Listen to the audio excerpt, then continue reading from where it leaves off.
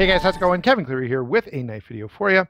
Today we're taking a look at this big, beautiful monster right here. If you're not familiar at all with this knife, this is the Maxace Goliath.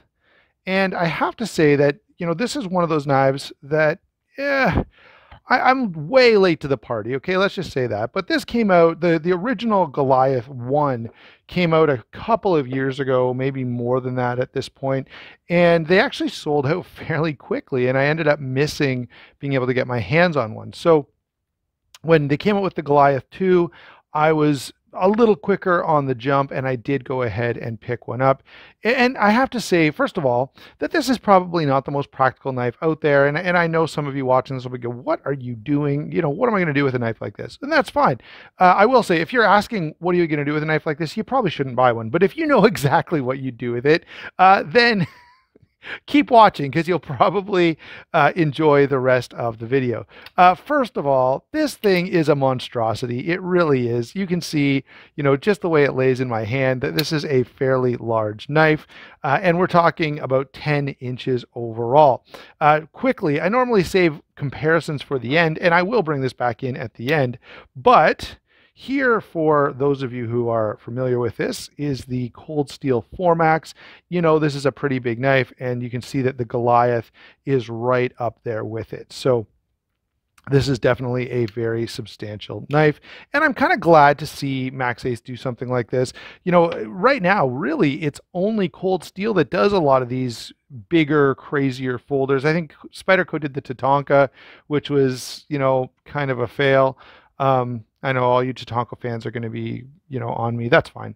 But this is a big knife, and I'm glad to see that there are some big, crazy knives out there. 4.5 inches on the blade, 5 5/8 inch handle, 4 5/8 of grip area. So it's a massive knife, and it weighs in at 7.7 ounces, which is heavy, but not crazy. Consider, I think that's about the same weight as the Zero Tolerance 0200, which is much, much smaller and thicker. And yeah, anyway.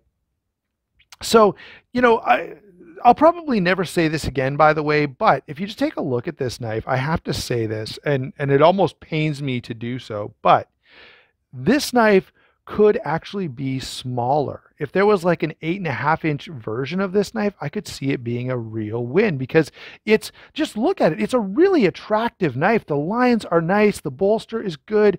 The full flat grind is useful, and I know the size at 10 inches puts a lot of people off. So make one of these that's 8 inches, make a smaller version, and I think you would get a lot of traction with that. So if someone from Maxace ever watches this, I think a smaller version of this knife would work. And I never say that. I can't count the number of times I've said, I wish this were bigger. I don't really wish this were smaller, but I could definitely see the value of a knife like this, of this exact same design, just shrunk down to be a little bit smaller. And I think I did actually stop and think about this for a little while. I think the only other time I have ever said that was in regards to the Cold Steel Frenzy, which is an awesome knife as it stands with its 6-inch blade, but maybe it's 5.5 inch blade, but it's a big long blade. But a 3.5 or 4 inch version of the Cold Steel Frenzy would be really, really cool. So having said all of that, this is a big, crazy knife, and I kind of love it for that. 4.5 inches of K110 steel here. Actually, it looks like it's maybe, let me take it off camera and look a little closer.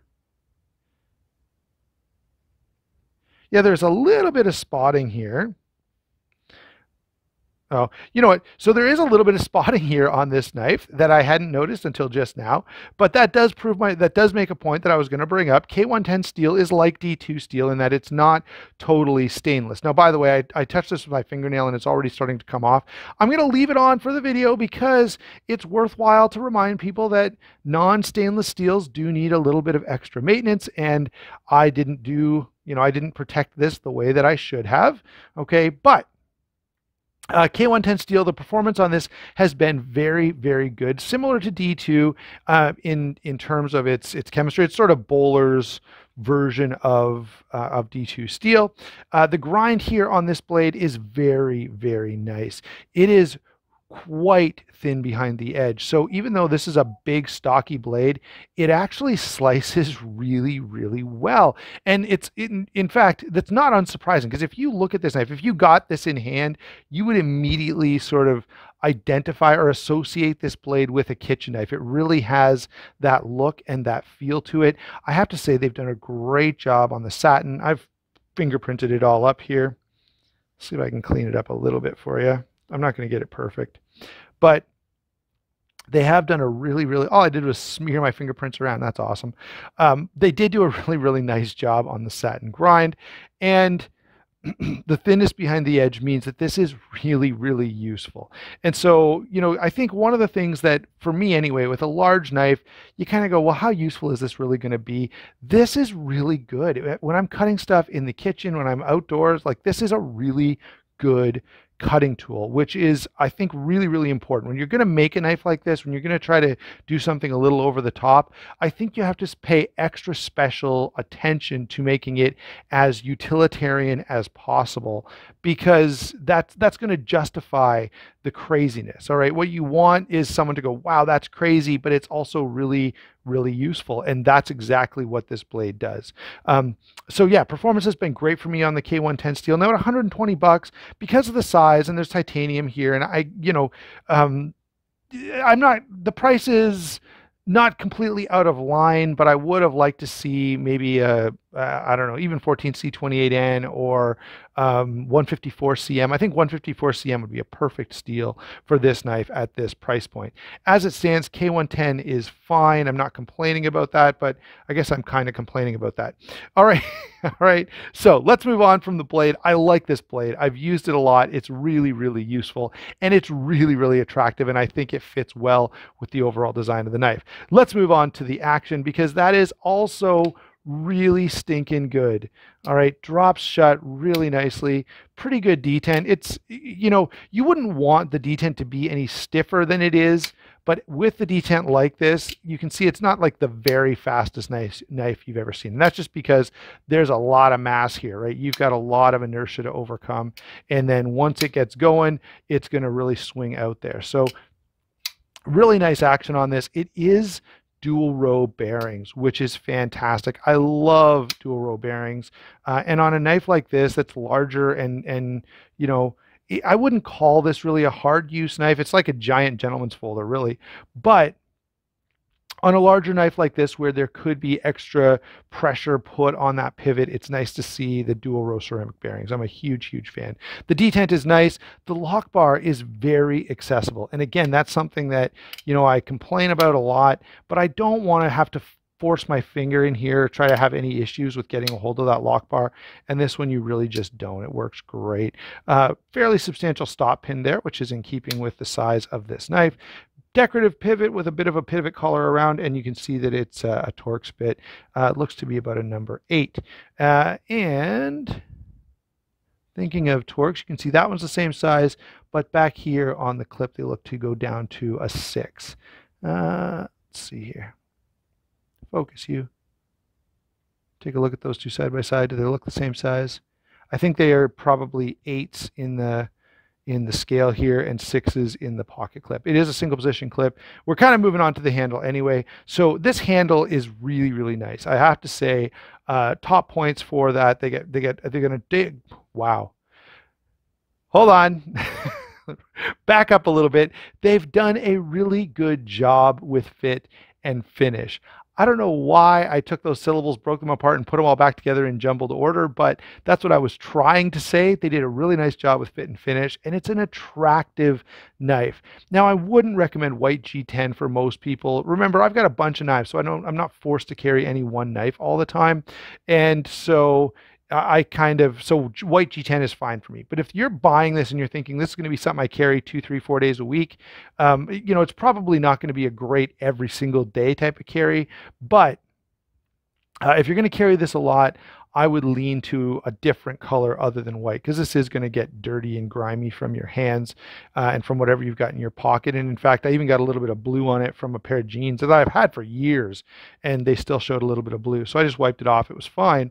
But that does make my point that white G10 may not be your best choice, but there are lots of cool options. And I really struggled. I had this and I had the blue bolster.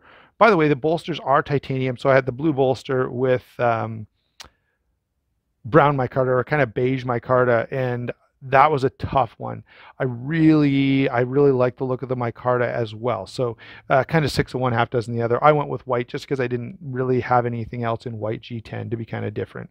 In terms of ergonomics, look, it's a big rounded handle. It is, as expected, phenomenal. The ergonomics on this are really good. So no complaints whatsoever in that department. Even if you have like giant, Sasquatch hands, this is going to be more than sufficient for you. And for most normal people, it's just going to be quite comfortable and useful when you're trying to cut stuff. All right, so we've talked about the handle, we've talked about the construction. Oh, by the way, I didn't mention, but this is milled out to save a little bit of weight. It's still a heavy knife. It is open pillar construction, which is nice for cleaning it out without having to take it apart. And again, everything's quite accessible in there, so really well done. Let's go ahead and get to some comparisons. There's not a whole lot. I will bring the Formax back in for a second because this is a discussion worth having. All right, the Formax and the Goliath are quite a bit different in that the Formax pulls out every stop to be a tank of a knife. It's as hard use as a folding knife can possibly be. The Goliath, not so much. It's a liner lock.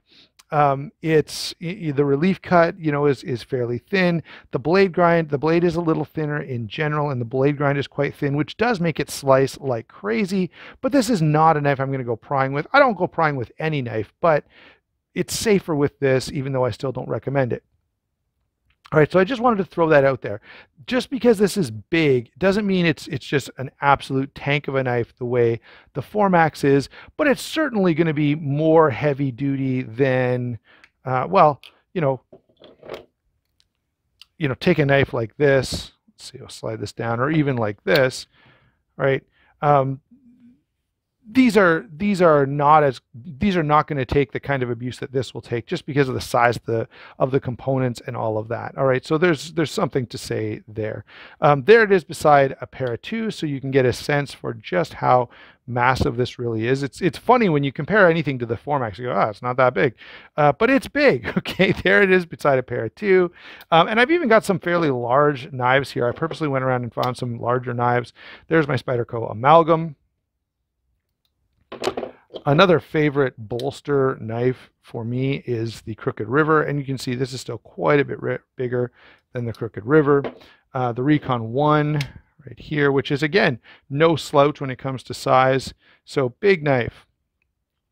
Another knife with dual row ceramic bearings, if you want a budget-friendly knife with dual row ceramic bearings, would be the Real Steel Akuma, which, again, really nice knife. Enjoy the Akuma an awful lot. All right, so back to our discussion here about just focusing on the Goliath. What are my overall thoughts? Well, this is a large, somewhat heavy, not super practical knife, but it cuts stuff really well. It's held an edge very nicely for me. It feels great in hand. It looks really good. It is very carryable. Despite its large size, I've carried this in my pocket lots of times and had no issue with it.